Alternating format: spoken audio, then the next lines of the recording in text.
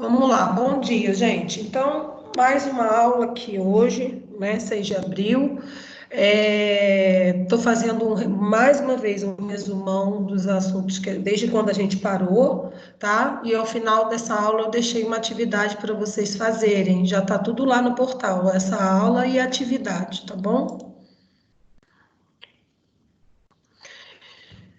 Então, na última aula, a gente falou sobre, recapitulou a anatomia e fisiologia do sistema nervoso central, e aí a gente vai falar um pouquinho hoje dos nervos cranianos, dos nervos espinhais, vamos falar também sobre o sistema nervoso autônomo e fechar com algumas doenças desses sistemas, tá? Então, reparem, até na foto da aula passada, a foto não estava bem legal, ó, e eu já arrumei, ó. Então, o tronco encefálico, ele é dividido aí na setinha, ó. Primeira porção, mesencéfalo, segunda porção, ponte, e a terceira porção, bulbo. Aí, logo mais para baixo, vem a medula espinhal, tá? Então,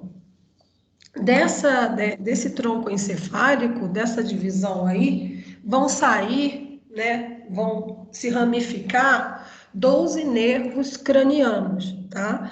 São nervos que vão sair do mesencéfalo, do tronco encefálico, e vão sair dessas estruturas aí. Então, são 12 nervos cranianos. Ó, 12 nervos, né, que vão sair dessa estrutura aí. E aí a gente numera em número romano, de 1 ao 12, tá? Então são 12 nervos cranianos que vão sair lá do meu tronco encefálico. E aí eu tenho algumas particularidades de cada nervo desse, né? Então, por número romano, o primeiro nervo é chamado nervo olfatório, que é o nervo. Ah, e esses nervos, gente, eles vão se dividir em nervos sensitivos, né, de sensações, e nervos motores, né, que é de movimento, de alguma função, seja ela voluntária ou involuntária. Tá? Então, eu tenho o nervo olfatório, que é o nervo 1, né? E ele é exclusivamente sensitivo, de sensação, tá? Então, eu tenho o quê? Está relacionado ao meu impulso olfatório, né? O olfato, tá? A percepção de cheiros, tá? Então, o nervo olfatório está ligado ao impulso olfatório, que é o quê? As sensações de percepção de cheiro, tá? E essas terminações vão se situar na mucosa nasal, nada mais óbvio, né, do que no nosso nariz. Então, o primeiro nervo é o nervo olfatório. O segundo nervo é o nervo óptico, também é um nervo sensitivo.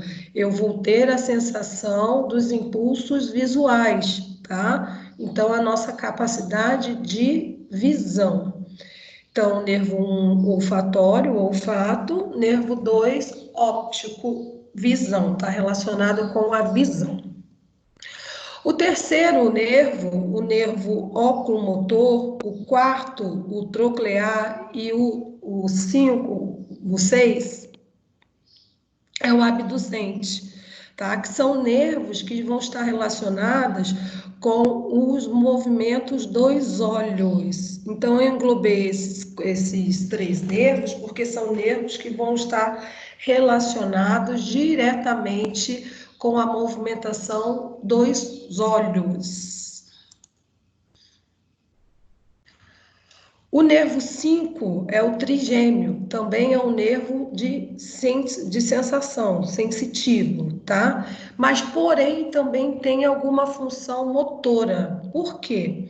Ele está relacionado com toda a sensibilidade que a gente vai ter na nossa face e no couro cabeludo, tá? E também tem outra função que ela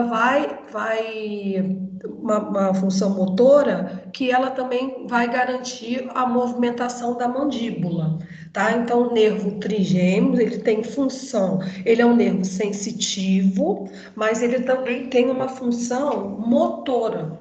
E essa função dele motora está relacionada pela movimentação da nossa mandíbula, tá? E a parte sensitiva é a sensibilidade que a gente vai ter na nossa face, na nossa pele da face e no couro cabeludo, tá? Então ele tem função sensitiva e função motora.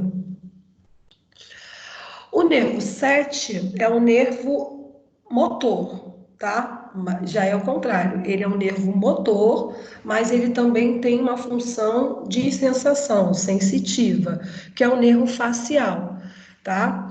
Ele é responsável pelas nossas expressões faciais, né? Então, o movimento do nosso rosto, né? Das nossas expressões, e também tem uma função sensitiva, que é a percepção do gosto, né? Então, ele tem uma função motora, né? Que é a função da nossa expressão facial, dos nossos movimentos faciais, e também tem uma função sensitiva. E essa função sensitiva é o quê? O gosto da língua, a sensação, a percepção do gosto da língua.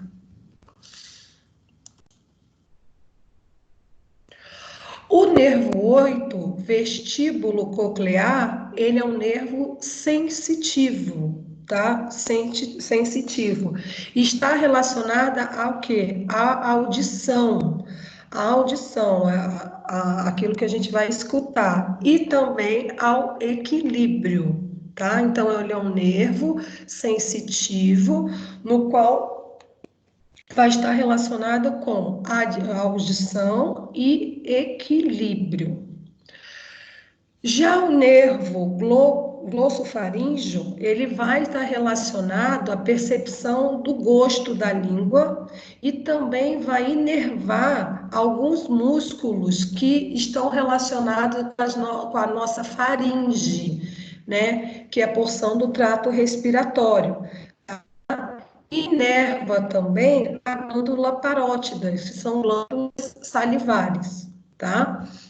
E o nervo vago, que é o nervo mais importante, o nervo número 10, que é o nervo mais importante, que é a característica dele é fundamental para das funções vitais, de inervar grandes vísceras da nossa parte torácica e abdominal, tá? Então, sem dúvida, é o nervo craniano mais importante. Por quê? Porque ele vai inervar as partes vitais do nosso organismo, tórax e a parte abdominal. Então, gravem bem, o nervo vago é o nervo mais importante, o nervo craniano mais importante. O nervo 11 é o nervo acessório, tá? Que também ele tem uma função estritamente motora, que ele vai inervar os músculos, tá? Os músculos, como o trapézio e o esternocleidomastoide, que são músculos também da nossa região torácica. Tá? Então, ele é responsável por inervação de músculos, como alguns músculos chamados o trapézio e o esternocleidomastoide. E o último nervo é o nervo craniano 12, né? Hipoglosso, é um nervo motor e está relacionado à movimentação da língua, tá? Então, esses são os 12 pares de nervos cranianos que nós temos, que vão sair do meu tronco encefálico para fazer essas funções.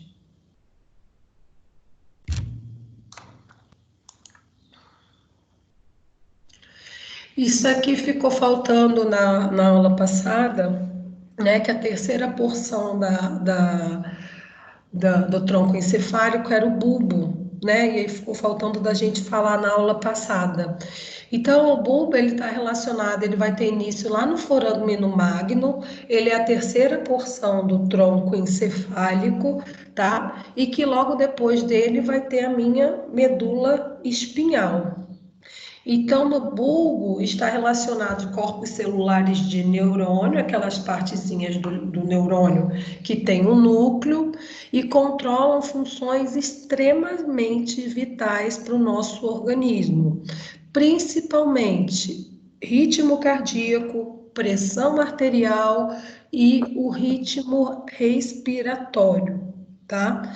Então, o bulbo ele está localizado no início do foramen magno e a gente vai ver isso lá, tá, gente, na anatomia, na aula prática, se Deus quiser, daqui a algumas semanas. E ele é responsável por essas funções extremamente vitais para o nosso organismo, tá? E também tem o controle, né, até pela localização anatômica que ele tem o controle da deglutição, do vômito e da tosse, né, uma região também que está ligada a essas funções, até anatomicamente falando, né. Aí a divisão, ó, mesencéfalo, ponte e bulbo, e abaixo começa a nossa medula espinhal, tá?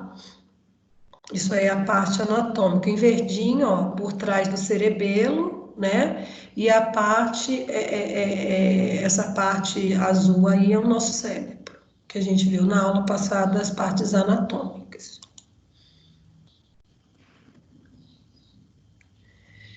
E aí, eu tenho núcleos de formações reticulares, que é mais o que a gente vai falar hoje. Eu tenho produções de algumas áreas do meu cérebro que eu vou ter a produção de neurotransmissores, né? É o que a gente vai falar hoje, como é que a gente vai fazer o processo de sinapse.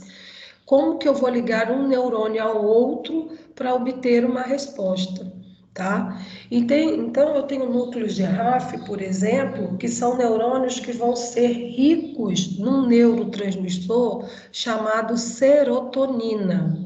E daqui a pouco a gente vai falar da importância desses neurotransmissores, que eu preciso desses neurotransmissores para fazer um processo de sinapse química.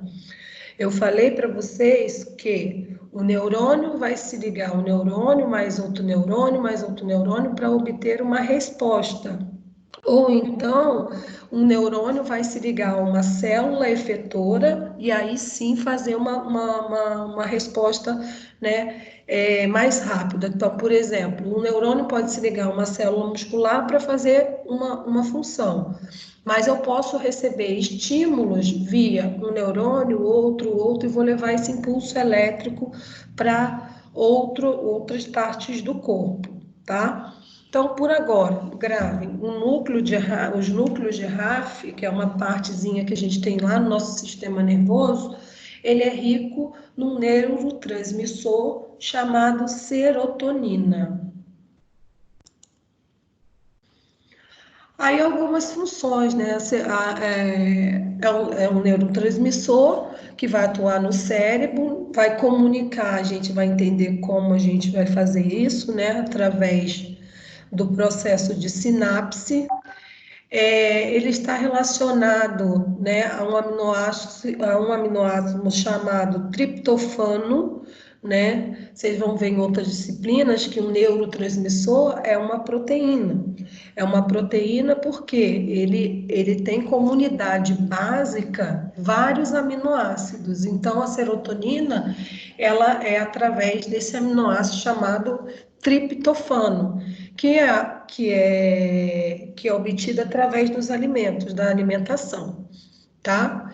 Então, a serotonina também é um hormônio, né, que vai estar regulando humor, sono, apetite, ritmo cardíaco, temperatura, funções intelectuais, sensibilidade. Então, por isso que é tão importante manter níveis, né, de serotonina no corpo, devido às causas, né, de depressão, ansiedade, mau humor, né? Então, esse hormônio está ligado com essas sensações. Portanto, quando eu tenho, então, a baixa desse hormônio, né? A falta de alimentação por esse aminoácido triptofano, eu posso ter problemas em relação a essas dificuldades de dormir, ansiedade e depressão. Por isso que muitos tratamentos de depressões, né, distúrbio do sono, essas coisas, são feitas através de tratamentos que eu posso utilizar esses neurotransmissores para melhorar, equilibrar essa função, tá? Uma das formas de aumentar a concentração de serotonina na corrente sanguínea é alimentos ricos em triptofanos, né? E sempre aí a gente falar de produção feito isso junto com atividades físicas. Isso aí não é história, é verdade mesmo para alimentar o cérebro. Depois a gente vai falar mais desses neurotransmissores, tá? Então, já em outra parte do nosso sistema nervoso, eu tenho o locus ceruleus. O que são esses locos? Quem vai estar nesses locos? São outro neurotransmissor, outra proteína, outras células que vão ser ricas em noradrenalina, tá? Também é um neurotransmissor, também é um hormônio que vai ser responsável principalmente pelo nosso mecanismo tá até aí entre aspas, luta e fuga, tá? Então, ela tem várias funções no corpo, tá? Do mecanismo de eu ter uma resposta rápida pela situação que eu estou recebendo, seja ela de fora ou de dentro do meu organismo. Então, por isso é conhecida como um neurotransmissor, um hormônio, uma substância que está relacionada ao processo de luta e fuga, tá? Em resposta ao estresse, o organismo libera a noradrenalina e a adrenalina nos momentos de susto, surpresas, de fortes emoções, né? Então, assim, quando eu tenho algo muito inesperado, por isso que o estresse, gente, ele é passível, sim, de nos causar estresse de doença, devido ao quê? A liberação de hormônio na corrente sanguínea. Ai, tem alguém falando comigo aqui, responder. Andressa Cristina.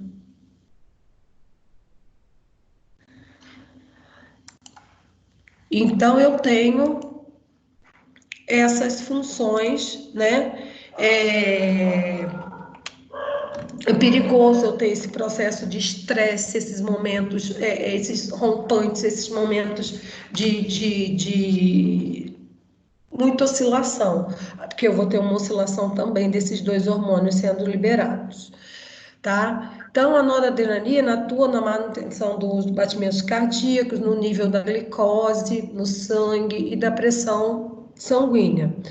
Então, reparem, quando eu tenho essa situação de estresse, eu tenho o quê? Aceleração do meu coração, né? Eu tenho dilatação da pupila, né? Do susto, respiração mais ofegante, mais rápida, né? E constrição dos vasos, né? Pela pressão. Então, eu vou ter uma relação de totalmente estresse. Por quê? Porque eu estou recebendo um estímulo, um susto, uma situação inesperada. Então, essa oscilação desses hormônios, aumento e diminuição, também não é um fator bom para o nosso sistema nervoso. E aí também, nessa parte do cérebro de núcleo de formação reticular, eu tenho lá no meu mesencéfalo uma substância negra, ou negra, que eu tenho esses neurônios ricos em dopamina, né? Então, dopamina também é outro neurotransmissor que a gente vai ver agora, vai ver daqui a pouco na doença de Parkinson, né? Que é a falta desse neurotransmissor, né? Então, o neurotransmissor que a dopamina, ele também tem várias funções no corpo, né? Gente, só um minutinho, deixa eu parar aqui que tá o pessoal pedindo o link da disciplina. Só um pouquinho, por favor.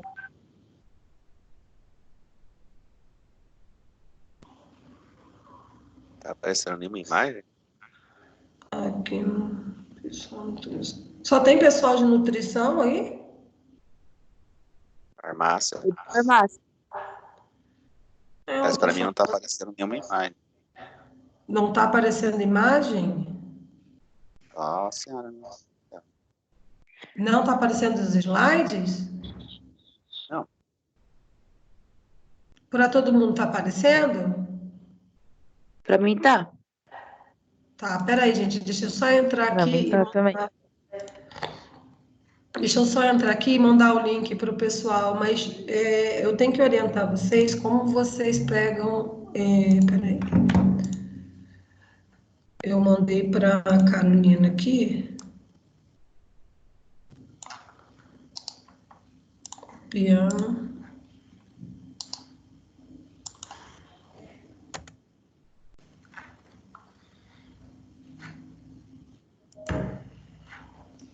Pronto.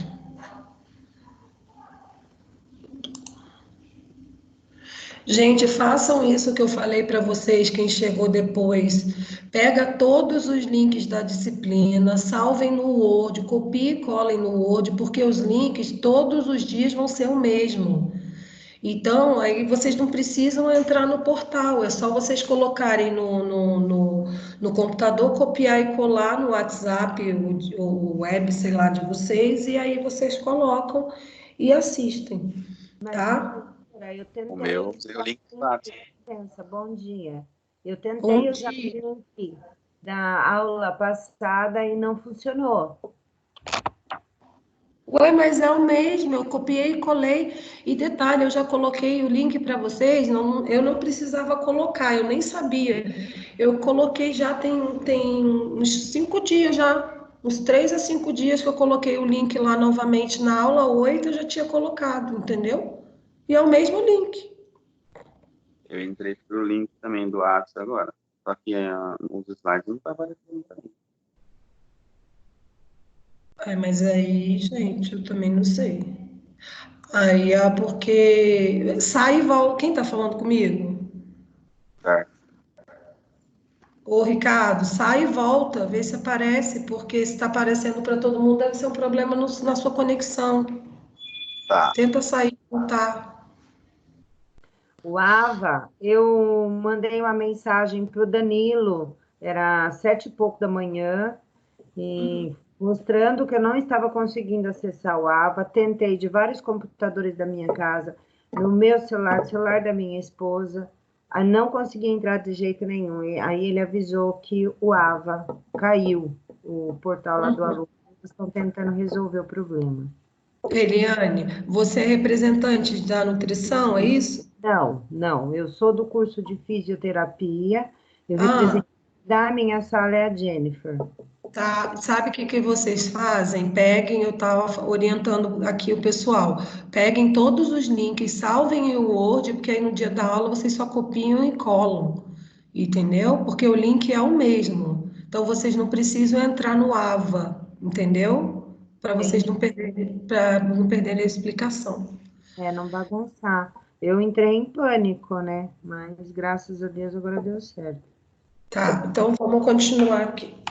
Então, gente, a gente parou na dopamina, que é um neurotransmissor que também tem várias funções importantes no nosso organismo. A primeira dela é a sensação de prazer, né? A dopamina que dá essa sensação que a gente tem de prazer, tá? De prazer, bem-estar. Então, ó, alimentos saborosos, sexo, jogos, drogas, são alguns exemplos de situações que vão estimular a dopamina, tá? Então, essa sensação de prazer, às vezes, por outras coisas, seja ela lícita ou ilícita, né? Nosso cérebro entende como situação de prazer, tá? E também a dopamina vai ser utilizada, né, por pessoas depressivas, isso também os fármacos são também para tentar estimular a produção, né, ou a reposição desse neurotransmissor. Mas também tem uma função extremamente importante, que é uma função motora, tá? Que está relacionada ao quê? À execução dos movimentos, tá? Então, eu tenho essa função de sensação e eu também tenho uma função motora, tá? Então, eu Bom tenho a dia, sensação... professora. Oi, bom dia. Com Sensação licença, de... professora. Oi, Deixa eu só falar uma coisa. Você está passando os slides? tô... Então, porque não só eu, mas vários alunos não estão conseguindo ver os seus slides. E não é todos os professores a gente consegue ver, só os seus slides que não. Será que não é algum problema seu que você não está conseguindo saber ativar aí? Tem alguém que esteja vendo meus slides? Eu estou Você vendo. está no dopamina? É É, esse? exatamente. Eu Estou estou vendo. vendo. Dopamina, o slide 15 de 51. Exatamente. Então não é problema da minha aula que você não está conseguindo ver. Porque se as pessoas estão conseguindo ver, Então tá bom, beleza, obrigado. tá? Então a dopamina ela tem essa função uma função sensitiva e uma função motora, tá? E a função motora está relacionada à execução de movimentos Professora? voluntários e a sensitiva, a sensação de prazer, tá? Então, é mais um neurotransmissor. E aí, gente, eu tenho uma doença que está lá também no livro de vocês, que é o mal de Parkinson, né? A doença de Parkinson, que é caracterizada também por sintomas, né, motores, né? Então, se Alô? eu tenho problema... Oi, Ricardo. Eu voltei e também não tá aparecendo para mim os slides. Sim, mas se está aparecendo para a maioria, Ricardo, a culpa não é minha. Tem que ver o que está acontecendo na sua Então, mas nas conexão. outras professoras, as outras aulas, é só ingressar e já aparece. Ué, mas então, tem alguém aqui que não esteja também assistindo? Tem, igual o outro aluno falou também. Tá, e você quer que eu pare a aula e comece a aula toda, saia, volte, se Então, 90% da é turma alguma tá vendo? coisa que você fez. Não sei se foi com os alunos, mas tem mais aluno também que não está conseguindo. Quem daqui da sala não está conseguindo ver os meus slides? Eu também não estou. Só a Thay, Eu também não. Ricardo. Então Já tenta tem voltar 6 isso alunos aí. que não está conseguindo.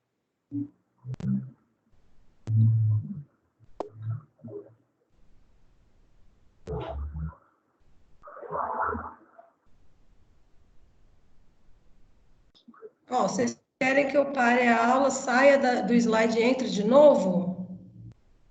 Por favor.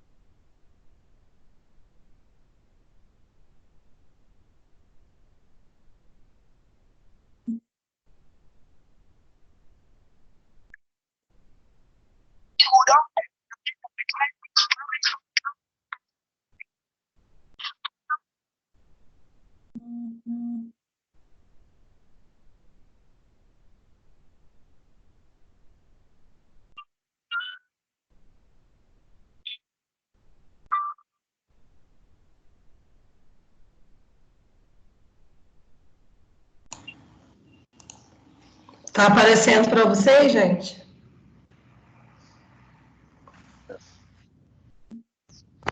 Tá. Tá todo mundo vendo, gente? Tá sim. Tá? Beatriz, Ricardo, apareceu aí? Não, professor. Perfeito. Dai apareceu? Ainda não, professora. Não apareceu ainda, infelizmente.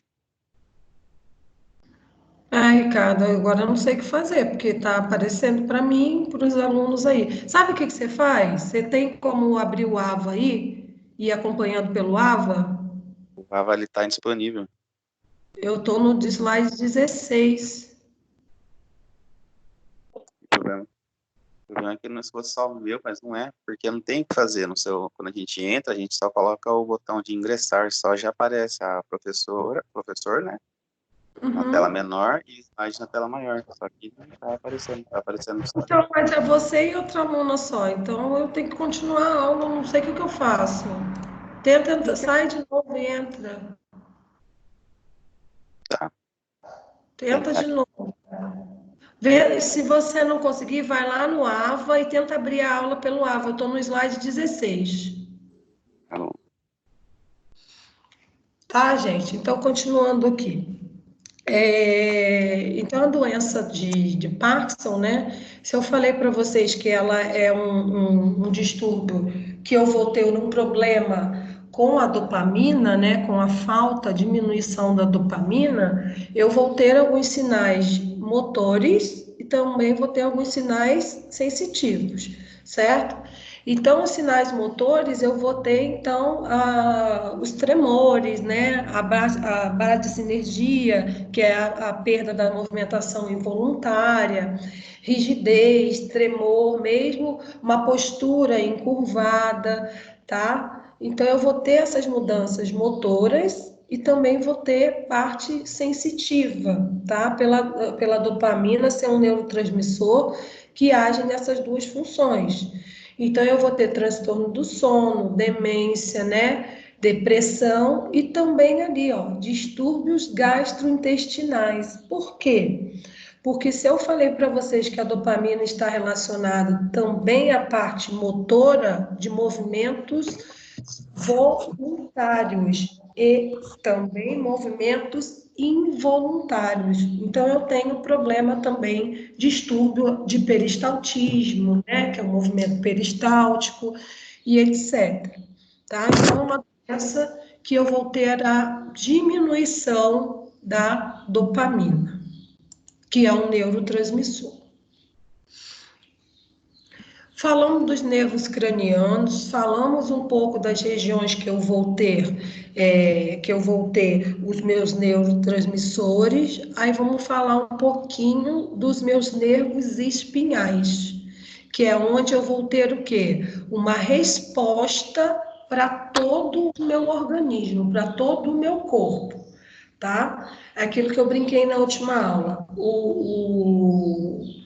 Os nervos, né, os plexos que vão existir na minha coluna, eles vão levar respostas, seja ela sensitiva ou motora, para todo o meu organismo, tá? Então, eu penso assim, a rede de transmissão, né, que eu brinquei do impulso elétrico, e lá eu vou ter essas ramificações que vão levar resposta sensitiva ou motora para todo o meu organismo, tá? E com a parte anterior da minha coluna, a parte da frente, né, dos plexos que vão irrigar para frente a minha coluna, eu tenho respostas motoras. E a parte posterior, eu vou ter as respostas sensitivas, tá? Então, anterior frente, posterior trás.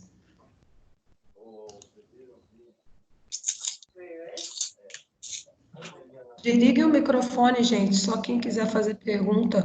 Ana Paula. Ana Paula, Oi. fecha a câmera, por favor, meu bem. Eu tô tentando aqui, só não tô conseguindo. É porque vocês não podem aparecer, né? Por causa do Aham, direito de imagem, tá bom? peraí. Não, não tem problema, mas só para você desligar. Então, gente, olha aí, ó, tá vendo, ó? Eu tenho a minha coluna aqui do lado esquerdo, eu tenho o cérebro, ó, lá de lá sai toda a minha coluna vertebral, né? No qual eu vou dividir, ó, acompanha aí o laranjinha, as cervicais, o, o lilás, as torácicas, a verdinha, as lombares e as sacrais azulzinha e a amarelinha coxígena, tá? Então eu tenho essas divisões aqui da minha coluna, que são as minhas vértebras, tá? Então eu tenho cervical de C1 a C8, T1 torácica, T1 a T12, torácica 12. Eu tenho a L1 até a L5, eu tenho a sacral 1 até a sacral 5 e um par coxígeno, tá? É assim que a gente define a nossa coluna. E dessa coluna aí que vai sair os nervos espinhais. Aí, ó, tá? Então eu tenho nervos cervicais que vão sair da onde? Da minha cervical. Nervo torácico que vão sair da parte da minha coluna torácica. Lombares, e sacrais e coxígeno. Então, vai sair dessas localizações aí os nossos pares de nervos espinhais, tá? E aí, esses pares de nervos espinhais vão ter funções de levar impulsos elétricos, né, para toda a região do meu corpo, certo? Aí é o que eu brinquei, ó, que a coluna poderia ser considerada, entre aspas, minha rede, né, lá elétrica, e os meus fios aqui, ó, onde eu vou, né, esses nervos levar a resposta para todo o meu corpo, tá? Esses são os meus nervos espinhais. Aí, ó, por curiosidade, nunca, não vou cobrar isso, nem de forma nenhuma, mas para vocês entenderem, eu tenho 31 pares de nervos espinhais, tá? 8 pares que vão sair da minha cervical, 12 pares que vão sair das minhas vértebras torácicas, 5 das lombares, 5 das sacrais e uma, né, um par que vai sair do cóccix, né, são nervos coxígenos, tá? Que é a última porção da minha coluna vertebral.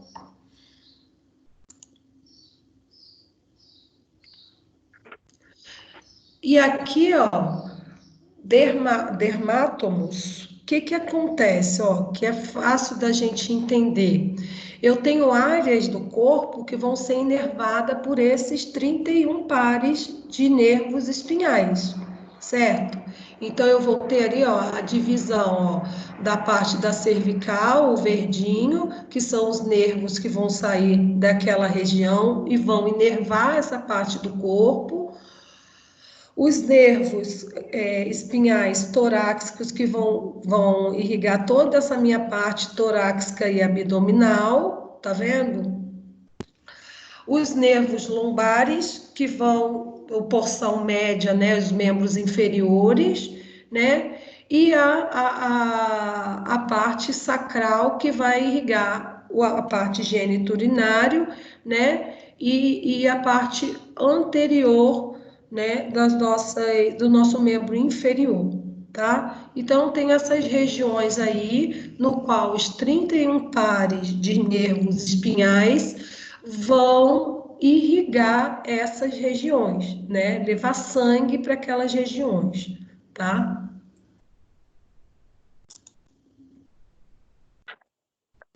Aí eu tenho um mapa do meu corpo. Se eu pensar no mapa dermátomos do meu corpo, ó. Então eu tenho a parte cervical desses nervos, né, que vão irrigar rosto e pescoço. Eu tenho a parte do tórax, bem tranquilo, né? A parte torácica que vai irrigar o tórax. Eu tenho os membros superiores, braços e mãos, e eu tenho membros inferiores, pernas e pés. E tenho a parte do glúteo anterior e posterior, né, do glúteo anterior e parte geniturinária, que vai ser irrigada também pelas sacrais. Então, isso aqui é para me saber quais são os nervos pares de nervos espinhais aonde vão irrigar no meu corpo, tá?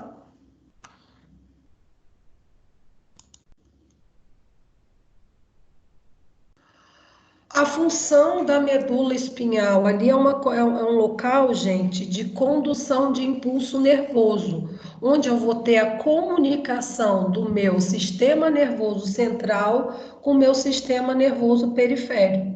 Como assim? A função é conduzir impulso elétrico de acordo com as respostas que a gente precisa, conectar o meu cérebro, o meu cerebelo, o meu tronco encefálico com quem? Com minha medula para obter algum tipo de resposta, tá? Então, a função da medula seria, em outras palavras, fazer essa conexão do sistema nervoso central com o sistema nervoso periférico. Como eu faço isso?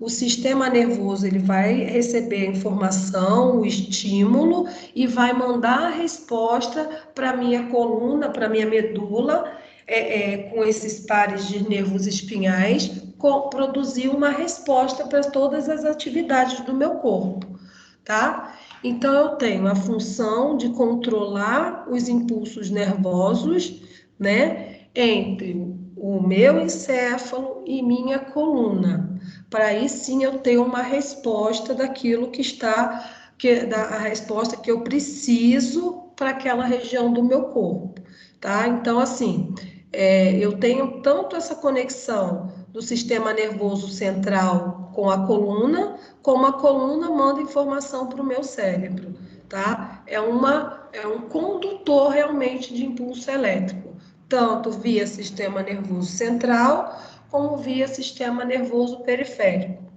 Sistema nervoso periférico é quem? É exatamente aquela rede de transmissão ali que vai produzir os impulsos elétricos através dos nervos espinhais, tá?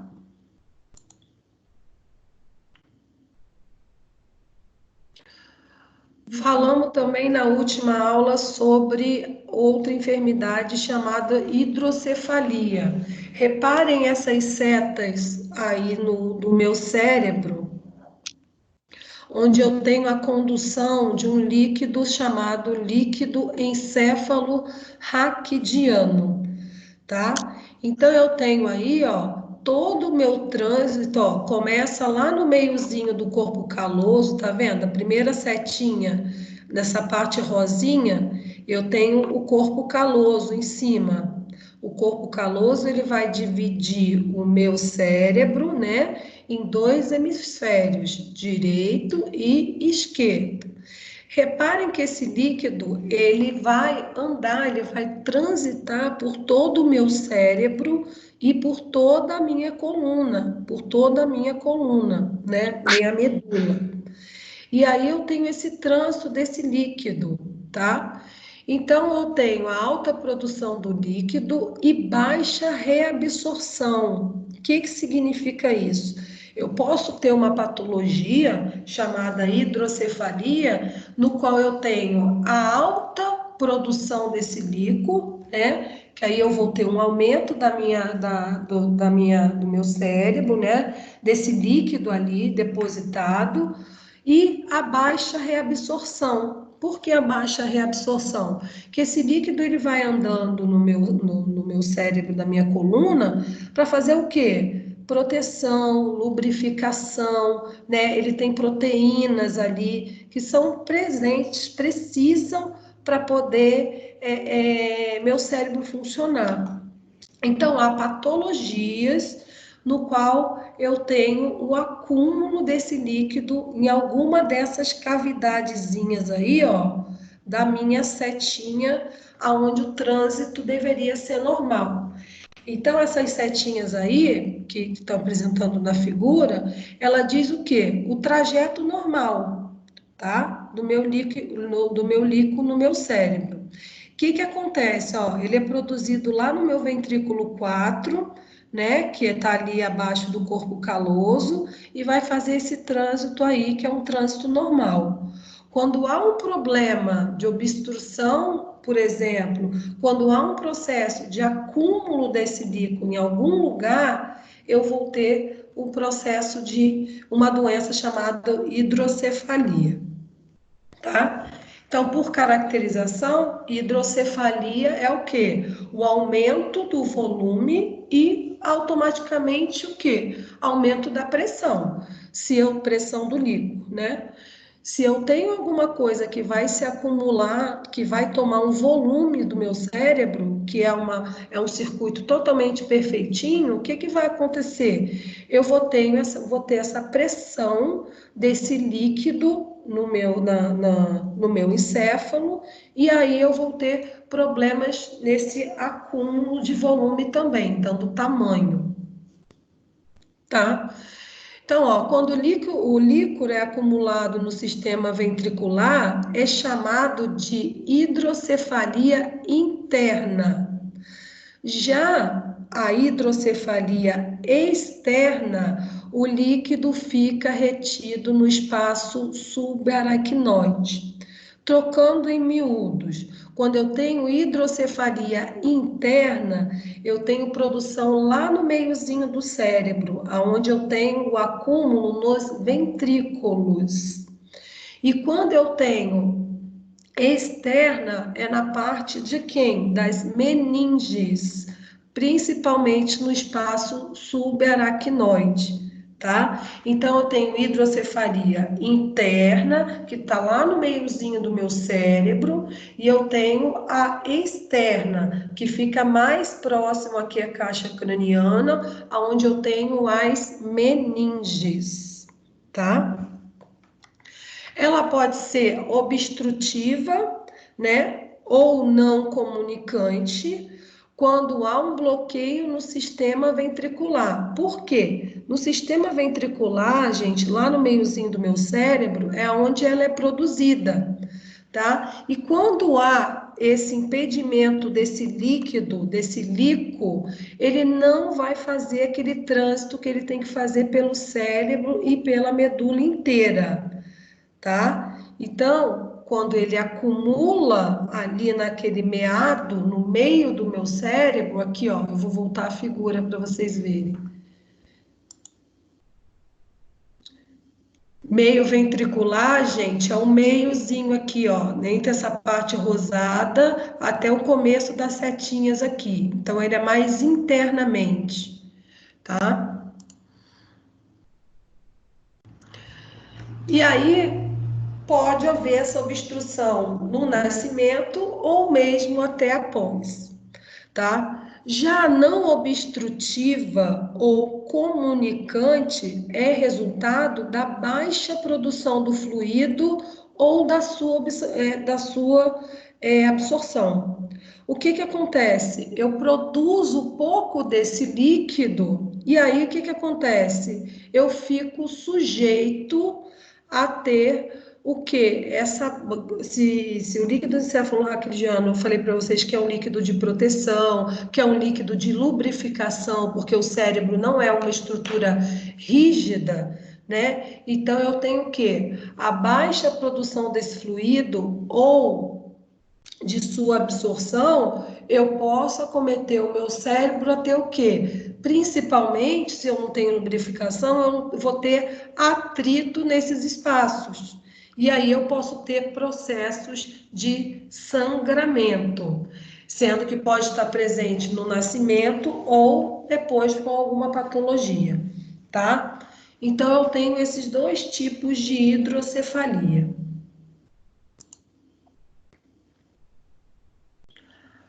As causas mais frequentes da hidrocefalia, né? A gente viu agora há pouco tempo, né? O vírus da Zika, é um vírus que ele causa essa má formação do líquido, e ela vai ter esse problema, né? E a boa notícia é que a gente consegue fazer uma intervenção, né? Para não comprometer esse tecido nervoso, a gente faz essa drenagem desse líquido encefalorraquidiano, que ele fica concentrado nesses espaços, e é um processo chamado derivação, tá? O que é um processo de derivação? Eu vou fazer o quê? Desviar esse líquido para algum outro lugar, tá? Então, eu vou desviar geralmente para a veia cava superior ou para alguma cavidade ou para a cavidade abdominal. Então, um processo que eu tenho, que eu tenho como evitar que isso aconteça, né, uma intervenção rápida da hidrocefalia, é fazendo um processo chamado derivação, que é a drenagem desse líquido, sendo ele para a veia cava superior ou para a cavidade abdominal, tá? Então, esse processo de derivação eu consigo fazer para evitar que esse líquido fique retido aonde ele não poderia estar, seja ele no espaço ventricular, seja ele no espaço subaracnoide. Então, esse é um processo chamado derivação.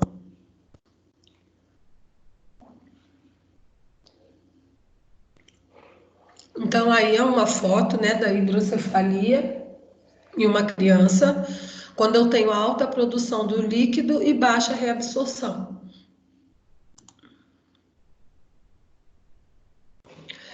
E aí que vem agora mais uma informação importante. Ai, pelo amor de Deus, peraí.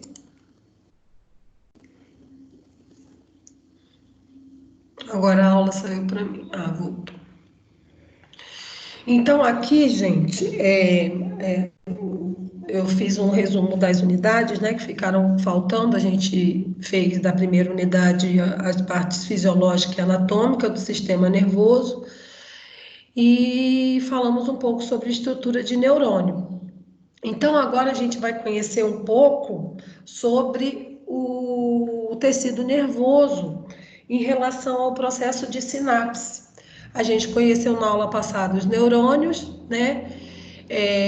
Suas estruturas, né? Os dendritos, o corpo celular, o axônio, né? A bainha de mielina, né? Então, eu tenho que entender agora como que eu faço para um neurônio se ligar ao outro, ou para um neurônio se ligar a uma célula efetora. Efetora é aquela célula que vai fazer a função, tá? Então, ó, reparem aí no desenho, tentem acompanhar pelo desenho, né, que eu tenho as regiões que eu vou ter o processo de sinapse, tá? Sinapse é o quê? Aonde eu vou ter a condução, a ligação de um neurônio com outro. Então, eu preciso, falando de sinapse química, eu preciso que haja a liberação de neurotransmissores.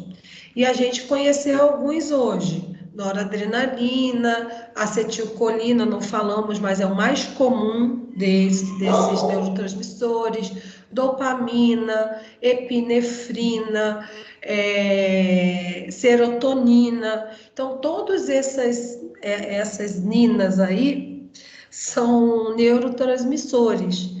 E são neurotransmissores que vão fazer o quê? Um neurônio se ligar ao outro. Gente, é lógico que eu vou falar por cima como isso funciona, tá? O que eu quero que vocês entendam, que eu tenho obrigatoriamente que ligar um neurônio ao outro para ele fazer uma resposta, né? Um neurônio se ligar ao outro, mais ao outro, mais ao outro, mais ao outro, tá? E como que eu faço isso? Quando o impulso nervoso chega, né, o corpo, a cabeça, né, o corpo celular diz, olha, eu preciso emitir uma resposta para o meu corpo, né? Então, o que que vai acontecer?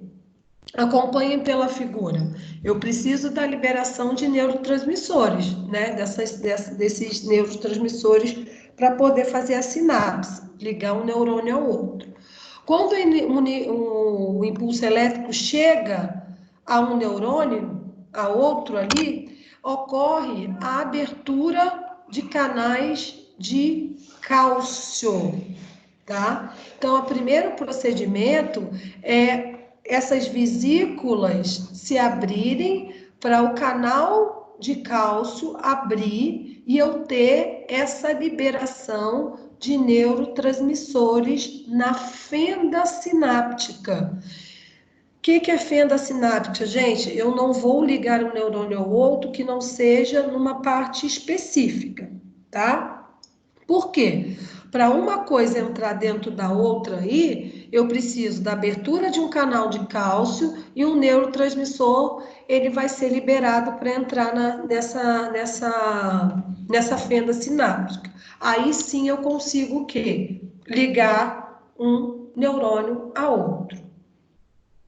De importante, quero que vocês saibam que eu tenho esses canais iônicos. O que são canais iônicos? São canais que eu vou ter liberações tanto de cálcio como de sódio, tá? Que são dois elementos de suma importância, tanto na parte cardíaca, que a gente vai falar na segunda unidade, quanto na camada quanto no impulso nervoso, tá? Então, o que eu vou fazer? Primeiro, eu tenho que ter um mecanismo de abrir esses canais. Se eu abrir esses canais é como qualquer outra coisa. Eu tenho que abrir esse canal para que uma coisa troque ali, alguma coisa entre para me fazer o processo de sinapse. E o que eu vou fazer primeiro é quando o impulso nervoso ele chega, né, nas zonas de sinapse, né, que a gente chama de botões sinápticos, ocorre o quê? A abertura de canais de cálcio. Quando há essa abertura de canais sinápticos, vai acontecer o quê? Liberação de neurotransmissores. Aí eu consigo comunicar uma coisa com a outra, eu consigo ligar um neurônio a outro, tá? Então, eu consigo ligar um neurônio a outro num processo de sinapse química. Sinapse química, eu tenho sinapse química e tenho sinapse elétrica. Se eu tenho sinapse química, eu vou precisar que neurotransmissores se liguem aos dois neurônios para levar o impulso elétrico.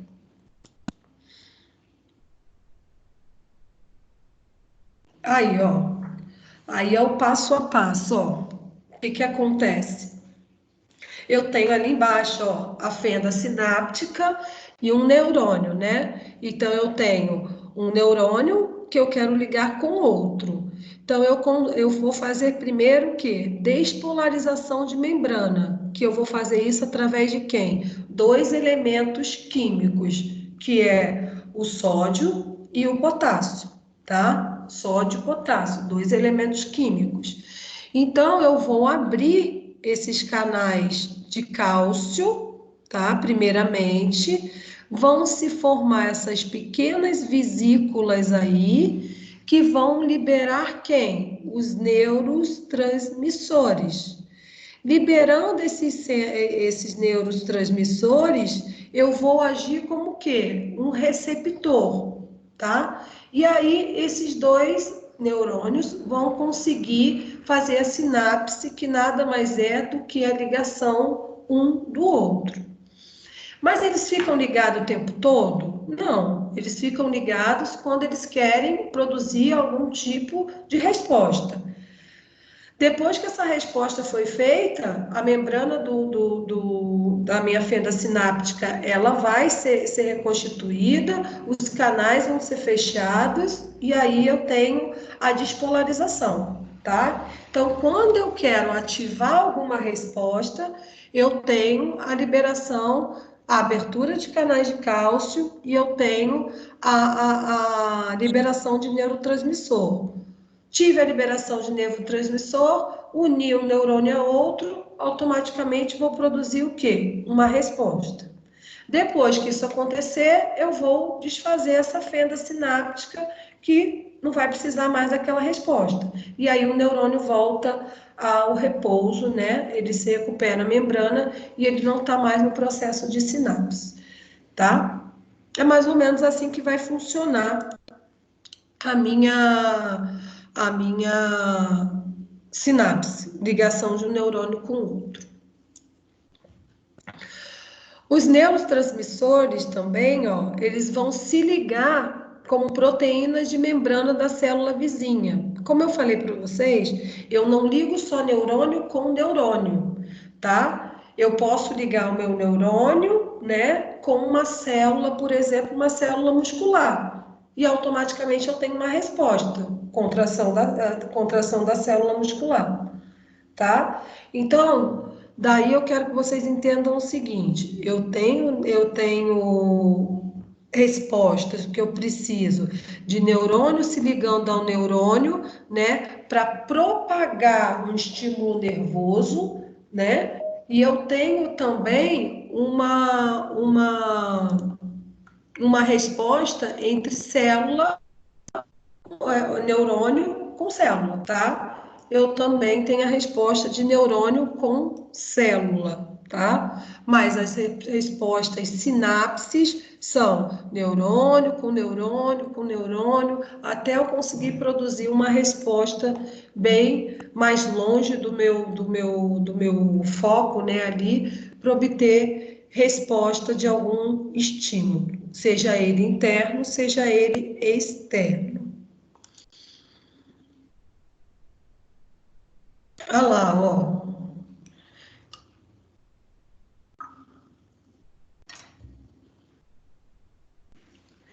Então, os neurotransmissores causam excitação, eles vão estimular ou inibir as membranas pós-sinápticas. Então, eu tenho, ó, neurotransmissores que vão excitar, né, que são a maioria deles, vão excitar a resposta de sinapse, né, de um se ligar ao outro, e eu também vou ter o quê? Neurotransmissores, NT ali, ó, inibitórios, que quando eu não quero mais que essas duas fendas estejam ligadas, vai ocorrer o quê? A separação, tá? Então, o processo de sinapse é o processo de ligação de um neurônio com outro, ou o processo de um neurônio se ligando a uma célula efetora. Quando eu estou querendo fazer excitação dessa sinapse, eu vou ter abertura de canais de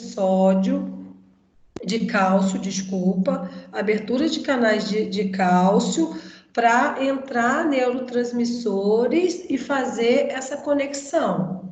Quando eu não quero esse estímulo, o que vai acontecer? Eu vou ter neurotransmissores inibitórios e esses neurônios não vão fazer sinapse, não vão se juntar, eles vão se separar, tá? Então, eu não estou a todo momento fazendo sinapse, né? Sinapse, união de um neurônio com o outro, ou de uma célula efetora.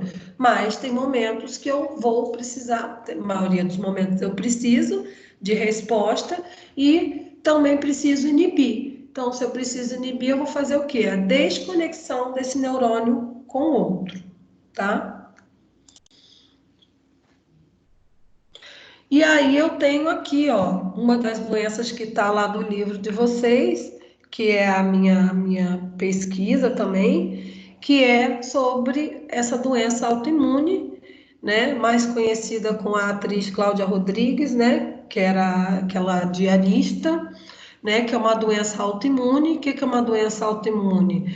Em algum momento da vida,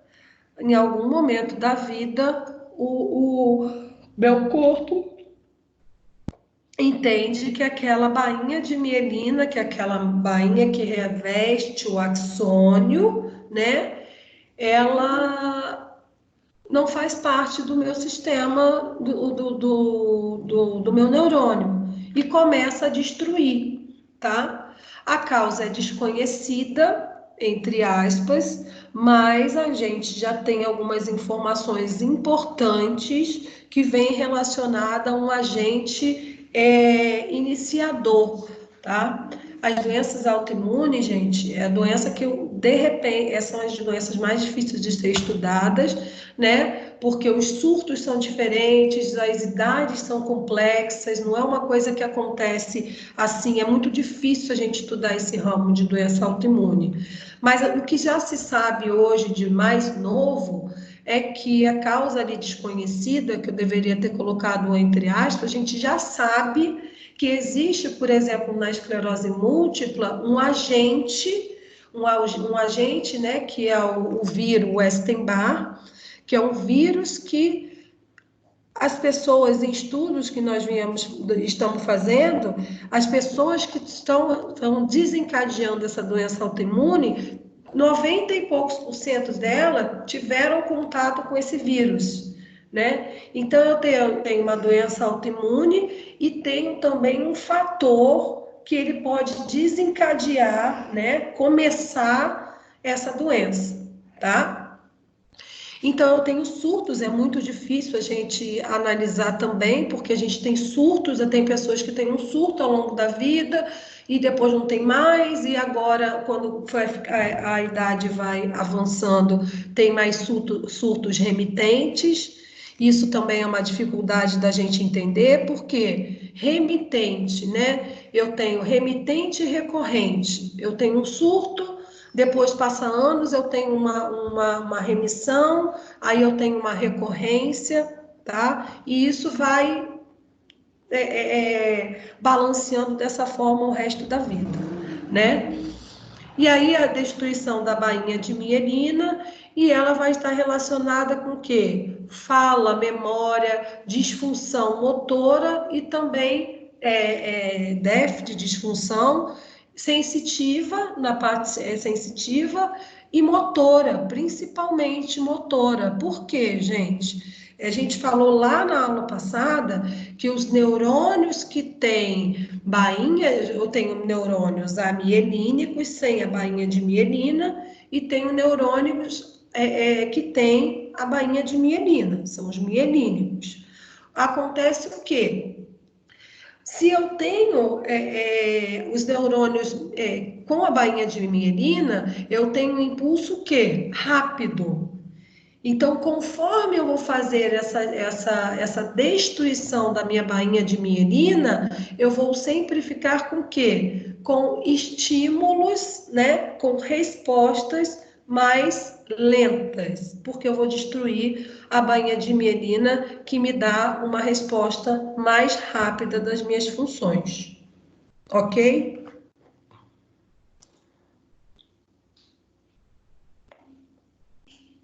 Gente, alguma dúvida até aqui? Não. Quem quer perguntar alguma coisa?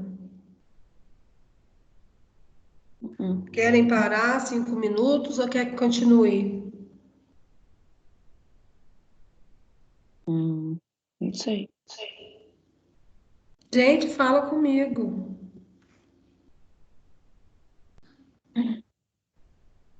Querem parar 5 minutos ou posso continuar? Pode continuar. Pode continuar? Sim. Tá todo mundo bem? Ninguém tem pergunta? Tá tudo fácil? Sim. Tá fácil, gente? Então tá bom. Então vamos lá. Então, mais um resumão da gente lá, da unidade 2. Agora vamos para sistema nervoso autônomo e somático, tá? Também é facinho de entender, não tem muito mistério, não. Eu tenho um sistema nervoso autônomo, tá? No qual eu tenho o sistema nervoso dividido em duas partes, sistema nervoso autônomo. O somático e o visceral, tá? Somático, todas as partes do corpo, E visceral vai estar relacionado a quem? As nossas vísceras, aos nossos órgãos, tá? E eu tenho função aferente e função eferente, seja ele do sistema nervoso autônomo somático ou do sistema nervoso autônomo visceral, tá?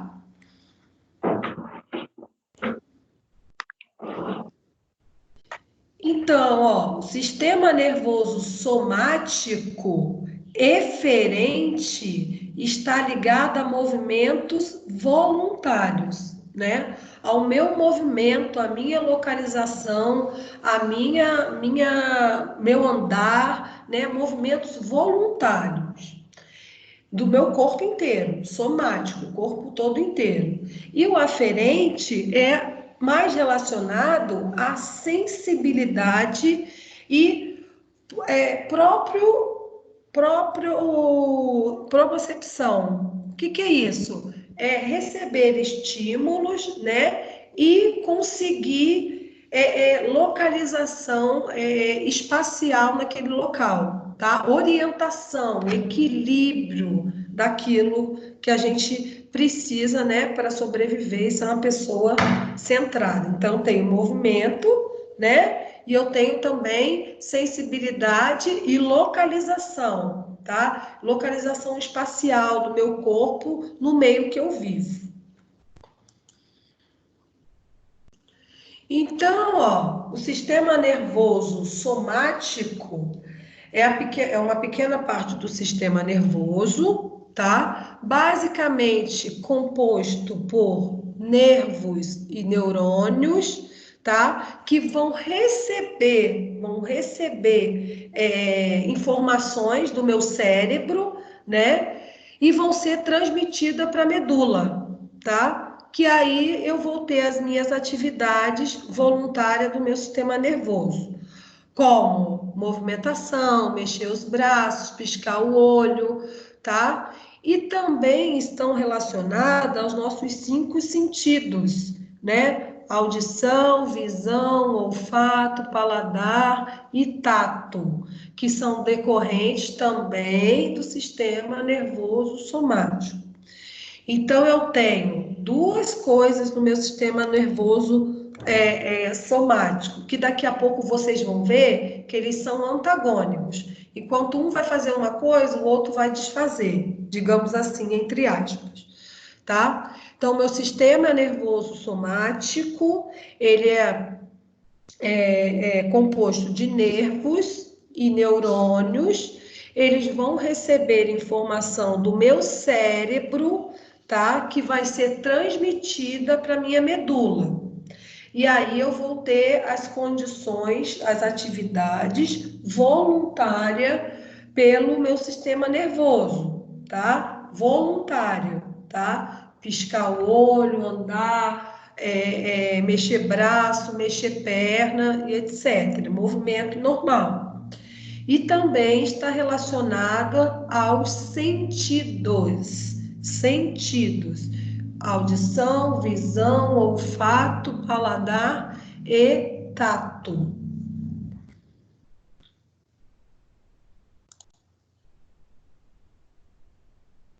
Então, eu tenho um sistema que a gente diz de aferente e eferente.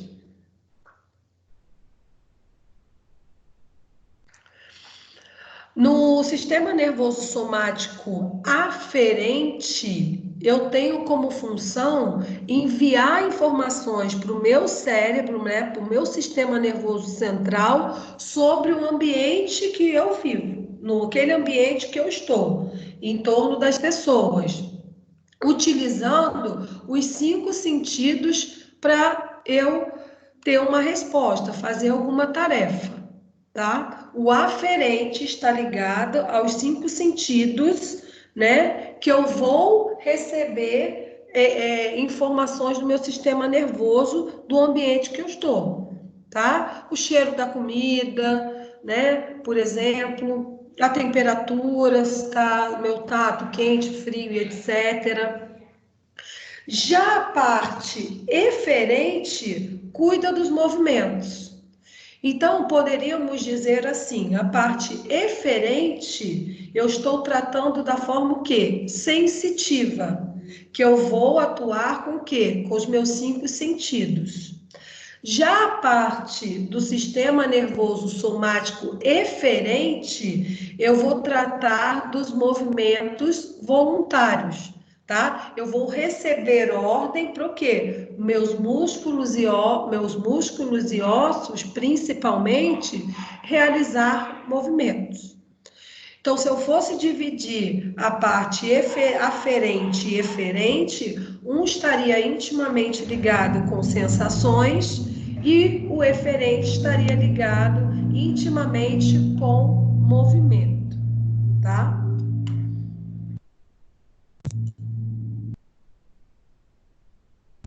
E aí eu tenho a divisão do sistema nervoso autônomo, né? Meu sistema nervoso autônomo, ele é dividido em simpático e parasimpático. E esses duas divisões do sistema nervoso autônomo vão agir antagonicamente. Percebam aí no desenho, quem tá vendo, ó. O parasimpático, vamos supor ali, ó, contrai a pupila. O simpático, ele dilata a pupila. Então, eles vão fazer funções o quê? Antagônicas, tá? Vamos lá reparar outro, ó. No batimento cardíaco, o parasimpático, ele vai o quê? Diminuir os batimentos cardíacos. Já o simpático vai fazer o quê? Acelerar, tá? Então, no estômago ali, mais uma outra informação. No estômago, ó, estimula o movimento peristáltico e secreção das enzimas digestivas. Ok. Então, o parasimpático está fazendo o quê? Quando eu estou me alimentando, por exemplo, ele vai o quê? Estimular o meu movimento peristáltico, né? Que é fazer o processo desde a deglutição até a chegada no meu estômago, né? Para fazer o processo digestório, certo? Já o simpático, quando eu já não estiver me alimentando, por exemplo, inibe o movimento peristáltico e as secreções. Por quê? Eu não estou precisando, porque eu não estou me alimentando no momento, tá? Então, o sistema nervoso autônomo, ele divide-se em parasimpático e simpático. Um vai estimular e o outro vai desestimular, digamos assim. Um vai fazer funções contrárias ao outro, dependendo do órgão que vai ter a emissão da função, tá? Então, eles agem antagonicamente.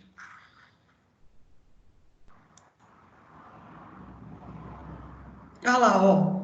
O simpático e o parasimpático trabalham de maneira antagônica, tá? Atividade do sistema nervoso parasimpático, atividade, né, vão sempre estar em antagonismo.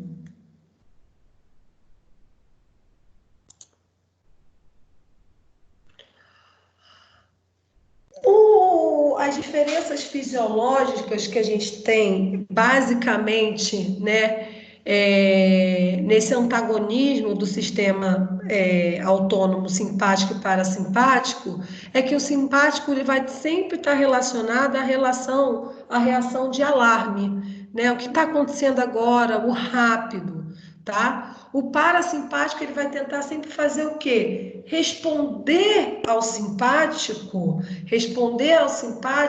situações de calma, de reorganização, de conservação da vida, tá? O que é isso? Eu tenho uma situação de alarde, o sistema simpático detectou aquilo ali, e o parasimpático vem lá, ó, tentando manter a calma, tá? Tentando conservar o nosso organismo, conservar a nossa vida, tá? Então, o simpático, ele sofre uma situação que não deixa de ser de luta e fuga, né, gente?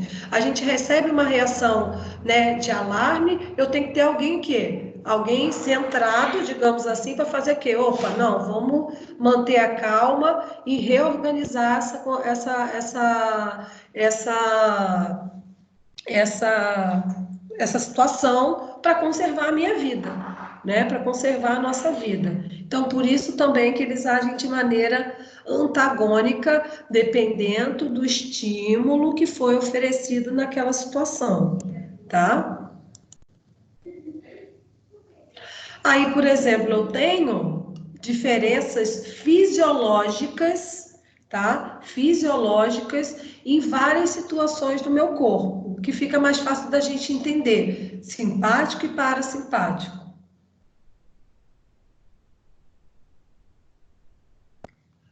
O simpático, por exemplo.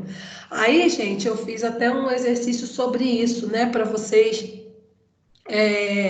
depois me dizerem, né, em várias situações diferentes de fisiologias, você dizer como o simpático vai atuar e o parasimpático vai atuar, tá? Então, por exemplo, dilatação da pupila, o simpático, tá, sofre aquele alarde, eu tenho o fenômeno chamado de midríase, que é a dilatação da pupila, né, no caso de susto, por exemplo. E aí o parasimpático vem fazendo o quê? O contrário. A constrição da pupila, tá? Então, um vai dilatar e o outro vai diminuir, tá? Então, eu tenho a midríase e eu tenho a miose, tá? Então, tá vendo? Um vai fazer o contrário ao outro.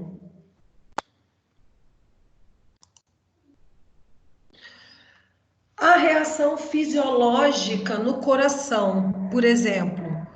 O simpático, ele vai fazer o quê? Acelerar o ritmo cardíaco, né? Que a gente chama de taquicardia.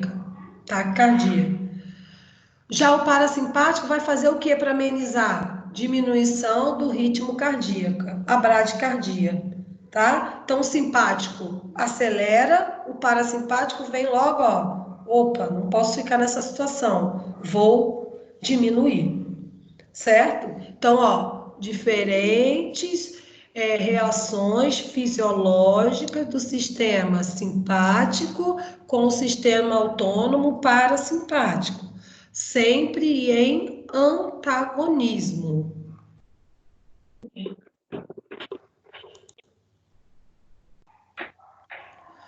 Já aqui, ó, no meu sistema respiratório, né, lá nos meus brônquios, né, que eu vou fazer o processo de troca gasosa, troca de a respiração propriamente dita. O que vai acontecer? O simpático vai dilatar os brônquios, né?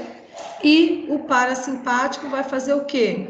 Constrição dos brônquios, que é o nosso processo de quê? Respiração. Então, ó, mais uma vez, um vai dilatar, o outro vai fazer a constrição. Tá? Vai fazer antagonismo no sistema respiratório. Então, repare, eu estou falando do processo de sistema nervoso autônomo, né? Onde eu tenho o parasimpático e o simpático, que vão atuar em todos os sistemas, tá? Eu estou dando alguns exemplos deles aí, que é uma das nossas atividades. No tubo digestório, no sistema digestório, o que o simpático vai fazer? Diminuição do peristaltismo e fechamento dos esfíncteres. O que é isso? Eu tenho lá, por exemplo, no meu estômago, um esfíncter de entrada de alimento, né? Chamado cárdia, né? Que é o esôfago com a entrada no meu estômago. E eu tenho a saída, né, do meu esfíncter para o duodeno, que é a primeira porção do intestino delgado, que chama-se piloro. Então, o sistema simpático vai fazer o quê? Diminuição desse peristaltismo, porque o alimento já chegou, já entrou para dentro do estômago. E o fechamento desses esfíncteres. Por quê? Se eu deixar é aberto, eu não vou ter digestão lá localizada dentro do meu estômago. Já o parasimpático vai fazer o quê? Opa, esses alimentos têm que entrar no estômago de alguma forma. Então, eu vou aumentar o movimento peristáltico, né, que é aquela descida para o movimento gravitacional até o meu estômago, e vou fazer a abertura do esfíncter. Entrou um alimento, beleza, vou fazer o processo de digestão, tá? Sempre, ó, um antagonista ao outro.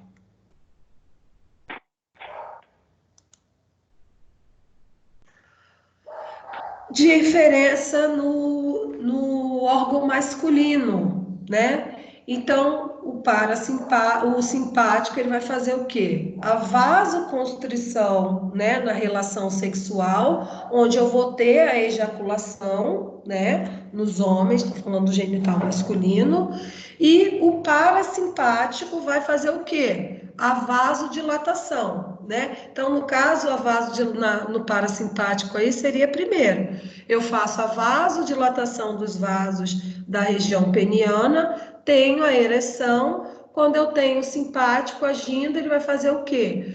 A vasoconstrição, e essa vasoconstrição vai haver o processo de ejaculação, tá?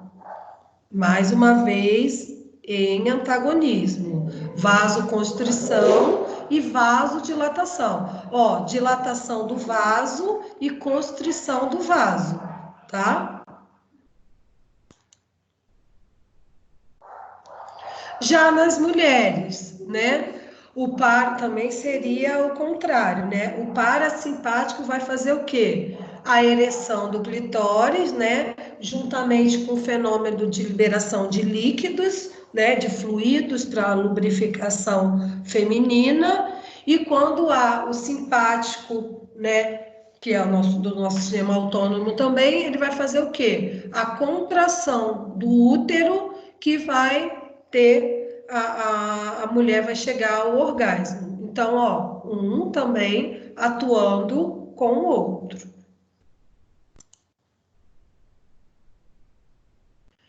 E aí eu tenho, ó, mais uma doença relacionada agora, que a gente falou, do nosso sistema nervoso autônomo, tá? Que ela tem uma grande quantidade de sintomas, né? Por quê? Que está relacionado com desautonomia, já diz o nome, né? Eu tenho disfunção no meu sistema nervoso autônomo, né? No meu parasimpático e no meu sistema nervoso no meu sistema nervoso autônomo, simpático ou parasimpático, né?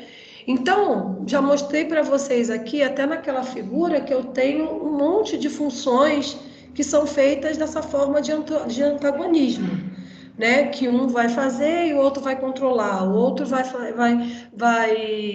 aumentar, o outro vai diminuir, e assim por um vai contrair, o outro vai dilatar.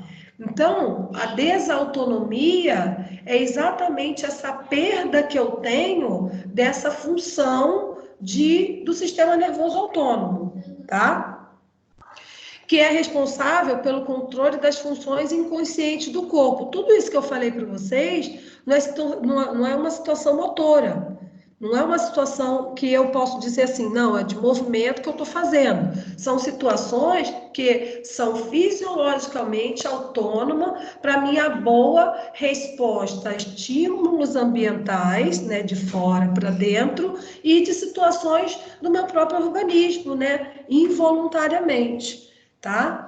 Então, eu tenho vários problemas quando eu tenho essa doença chamada disautonomia, porque eu vou ter aumento, ó, frequência cardíaca, dilatação e contração de pupila, temperatura corporal. Então, eu vou ter uma desregulação desse antagonismo. Então, meu corpo perde esse processo de fazer a função do que um vai fazer, o outro vai controlar, e assim por diante. Eu perco esse equilíbrio do meu sistema nervoso autônomo, tá?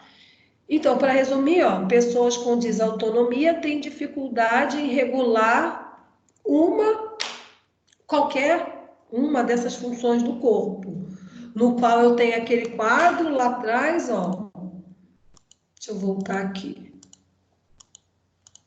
Que eu tenho esse quadro aqui atrás, no qual, esse aqui, ó, no qual depois, se vocês olharem bem, aí tem algum dos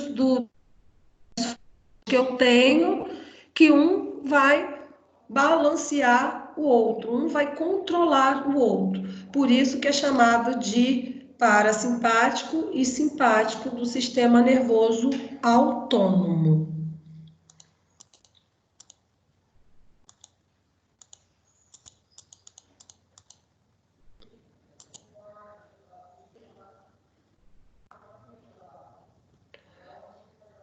Gente, alguma dúvida? Podem abrir o microfone para a gente falar um pouco.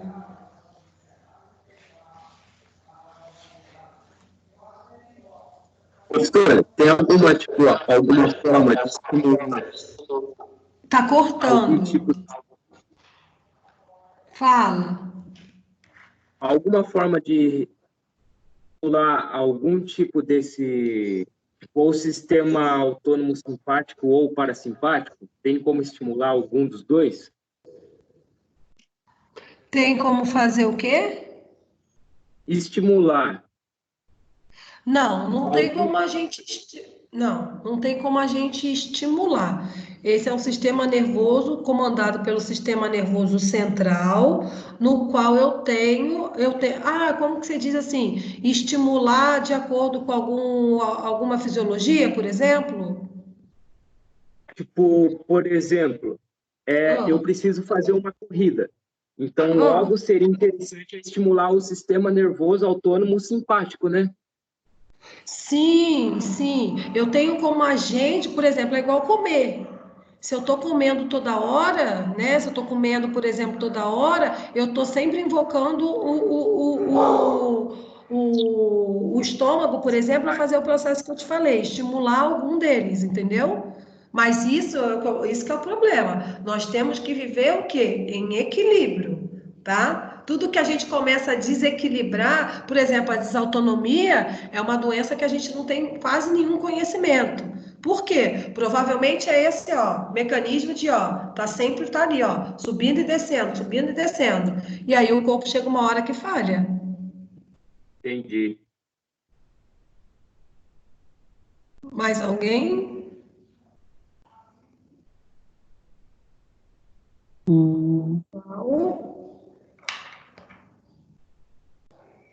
Pessoal. Então, essa atividade aí que eu queria que vocês fizessem para mim e me enviassem para a gente fazer, por exemplo, ó, eu já consegui pegar todas as unidades, já estou quase terminando a unidade lá, que a gente conseguiu fundir os conceitos mais importantes desde quando a gente parou, né, de ter a nossa aula, né? Então eu fiz aqui, tipo, não ficou pequeno, sabe, gente? Mas dá para vocês terem uma boa noção se vocês seguirem essas 3 perguntinhas aí, né, do que a gente viu até agora. Por exemplo, ó, eu botei relacionar as estruturas do sistema nervoso central anatomicamente e fisiologicamente. O que seria essa atividade? Você pegaria lá o cérebro. Eu queria que vocês fizessem esse trabalho para me entregar até a próxima aula, tá? Por quê? Eu tenho que lançar a formativa de vocês. Então, eu pensei que isso aqui fica bem resumido para a gente poder estudar tudo o que passou. Como assim? Então, ó, relacionar o sistema nervoso central anatomicamente e fisiologicamente. Vocês podem pegar lá a estrutura que a gente viu lá na aula passada e me dizer, anatomicamente, quem é o encéfalo, né? Como é formado o encéfalo, como é dividido, quem é o tronco encefálico, o que eles estão, o cerebelo, e relacionar a anatomia, né, com a função do órgão, tá? A função da estrutura do sistema nervoso central. Então, vocês podem fazer por desenho, por exemplo, não precisa ser uma coisa uma coisa bacana, que aí depois vocês podem ficar para estudar. Eu posso pegar lá uma figura de um cérebro, por exemplo, vou lá, faço as setinhas, coloco, isso aqui é quem? Cerebelo. Fisiologicamente, qual é a função dele? Tá ali, ó, relacionado principalmente a equilíbrio. Beleza, já matou um. E fazer isso das estruturas, porque a gente faz o quê? Anatomia e fisiologia. Já matamos quase a unidade 1 inteira. Depois, também por esquema, fica bem mais fácil, mais simples, para depois vocês vão me enviar, tá? Eu vou dar nota e depois vocês colhem no caderno, coloquem no caderno, porque aí fica de estudo. Faça um pequeno esquema do neurônio. Quem é o neurônio? Uma célula do sistema nervoso. Como é que ela é constituída? Corpo celular, bainha de mielina, axônio, dendrito. E aí, como acontece o processo que a gente falou hoje? Como um neurônio se liga na outra? No outro, né? Aí eu quero que vocês falem, ó, existe sinapse, que a gente falou hoje, sinapse química, que eu preciso de neurotransmissores, quais são esses neurotransmissores, faz um brevezinho ali e já faz com a estrutura do neurônio. E a última discorra, né, fale sobre o sistema nervoso autônomo, que foi isso que a gente falou agora, e algumas funções fisiológicas nos sistemas, que é o que a gente falou agora, onde um vai fazer uma função, o outro vai fazer outra, enquanto vai fazer mas em sistemas, entenderam? Tipo, no sistema digestório, parasimpático vai fazer o quê? Tá? Dá 3 exemplozinhos ali, tá? Podem olhar aquela figura ali e fazer isso aqui. Tá? Porque fazendo essas questões aqui, a gente resume praticamente tudo que a gente falou até agora. Tá? Aí na parte de quanto mais vocês falarem, né? Isso é um estudo dirigido, quanto mais vocês falarem, maior vai ser a nota de vocês. Tá? Maior vai ser as informações também que vocês podem colocar no caderno. Tá? Aí eu preciso que vocês me enviem pelo e-mail. Né? Ou se a nossa disciplina tiver um fórum, que eu acho que tem, eu vou colocar lá pelo fórum, tá? Mas eu preciso que isso seja feito até, vamos supor, a segunda-feira que vem. E aí eu preciso que vocês passem isso para os colegas, embora eu vou colocar lá no AVA. Porque isso aí já está assim, ó, um resumão de tudo que a gente viu até agora. Pode ser assim? Pode ser. Professora, em qual sessão do AVA vai estar esse trabalho aí? Então, tá na 2.4, eu já coloquei lá. Então tá jóia. Então, ó, na 2.4 tem, ó, o link, gente, o link. Tentem fazer isso que eu estou aconselhando para vocês. Peguem o link, faça igual eu faço. Eu peguei todos os links das minhas aulas, eu coloquei ali no Word. Aí, o que eu faço? A maioria de vocês, não sei se estão... Se for pelo celular, tá mais fácil. Se for pelo computador, vai lá no WhatsApp Web, né? Clique em cima que vocês já saem na hora da minha aula. Então, assim, não precisa, entendeu? Cada um pode fazer o seu sem ficar preocupado. E isso é o meu conselho, que eu estou dando para as outras turmas, tem dado muito certo. E o segundo é a gente fazer, eu vou deixar lá, isso, a aula já está, a aula gravada, eu vou tentar baixar lá e colocar, né? Os slides já estão lá da aula de hoje, e aí vocês vão fazer o quê? Vão ler os slides anteriores, ouvir, o que seja, tá super fácil. Então, a primeira questão é anatomia e fisiologia do sistema nervoso central. A segunda é aquela unidade toda sobre neurônio, né? Então, quanto mais informação vocês colocarem, é melhor, né? Até para fim de estudo de vocês. E o segundo é sobre o sistema nervoso autônomo, simpático e parasimpático. E aí a gente já fez um belo resumão de tudo que foi dado até agora. Certo? Aí eu peço então, que vocês... É 2.4, né? Só para eu marcar aqui.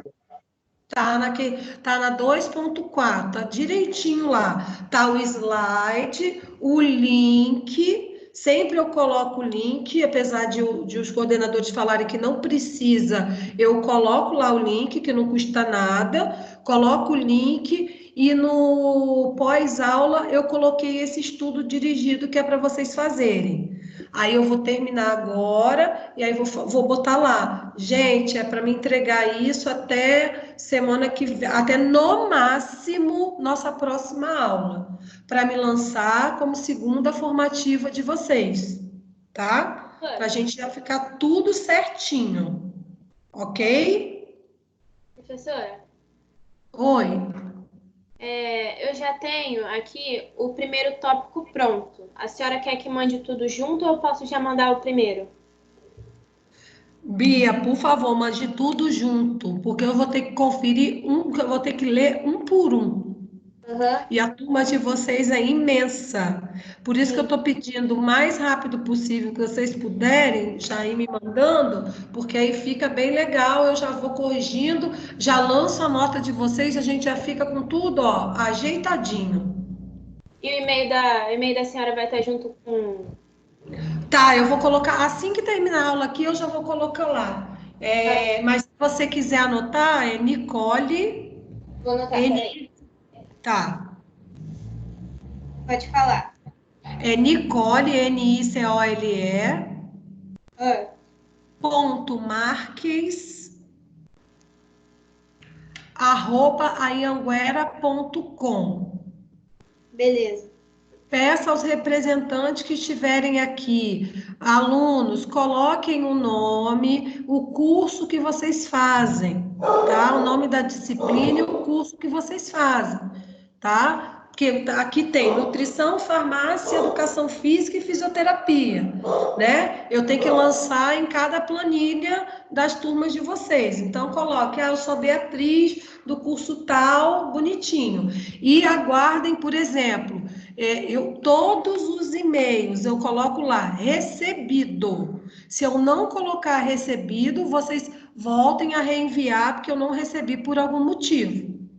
Tá bom? Professora, esse primeiro tópico que eu tenho é um desenho que eu fiz tem um tempo. Aí eu tiro foto e boto num slide, junto com as outras coisas? Boto no Word? Pode ser. Se você já tem pronto. Tá. Se você já tem pronto. Agora, o que eu quero, gente, lógico, a nossa situação está assim hoje, mas eu quero que vocês façam, estudem e depois colhem isso no caderno. Como eu só vou poder ler daqui, colhem isso no caderno.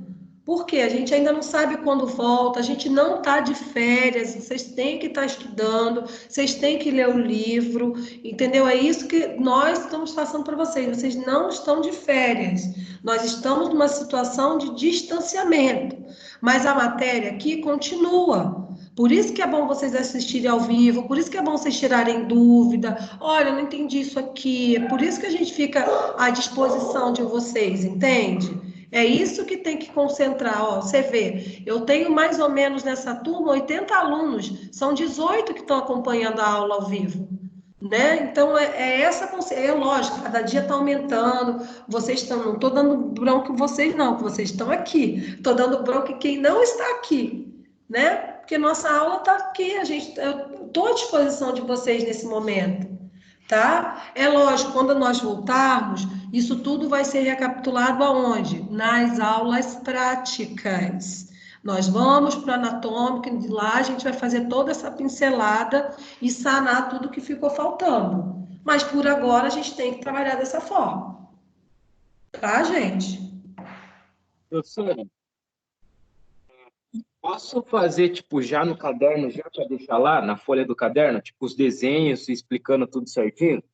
Daí eu tiro uma foto da folha do caderno e te mando, pode ser? Se for uma foto bem nítida, dá para fazer, pode fazer. Se Tá. vocês conseguirem fazer, não tem problema. Se vocês conseguirem cortar figura, fazer, mas eu quero um trabalho bem elaborado. Se vocês quiserem fazer no caderno e tirar uma foto bem nítida e conseguir mandar para mim por e-mail, tá de boa. Não tem problema nenhum, Então, beleza. tá? Gente, mais alguma dúvida? Alguém alguma dúvida? Quer perguntar alguma coisa? Pro, Oi. a prova tá presencial, né? Marcada para dia 13. Isso vai acontecer mesmo? A gente vai ter que ir lá fazer a prova mesmo? Não tem nenhuma, Bia, não tem nenhuma Ação. ação de voltar por enquanto. Parece que vai ser prorrogada ainda. Entendi. Não Hoje não nada no portal? Não, o calendário está ali, mas eu não tenho essa resposta para te dar. Parece que hoje vai ter uma reunião aqui no município de Sorocaba, né? Que é a prefeitura que vai, né, sanar ou não esse isolamento social. Mas provavelmente a gente não volte, deve voltar mais ou menos lá para o dia 30 de abril ainda, tá? Entendi. Então, assim, é o que eu estou falando para vocês. A prova, em algum momento, ela vai acontecer. As aulas estão acontecendo, né? A matéria está sendo dada. Hoje a gente pode falar, a matéria está sendo dada, tá? Mas eu não tenho notícia para vocês se vai ser prova, se não vai ser. Acredito que a prova seja mais lá para frente. O importante é a gente fazer o quê? É a gente estudar. As formativas têm que ser lançadas. Gente, os desafios, nota máxima, o material do AVA, tudo isso vocês têm que fazer em casa, tá? Tudo isso vocês continuem fazendo. Qualquer dúvida que tiver, algumas pessoas já têm meu telefone, me mandam mensagem, outras me mandam e-mail. Eu fico 24 horas no ar, praticamente, né, de segunda a sexta, mas eu vou respondendo do que for possível e a gente vai se adaptando à nossa realidade, tá? Que essa é a nossa realidade hoje. Ok? Ok. Ok. Mais alguma dúvida, gente? Vou encerrar a gravação aqui, tá?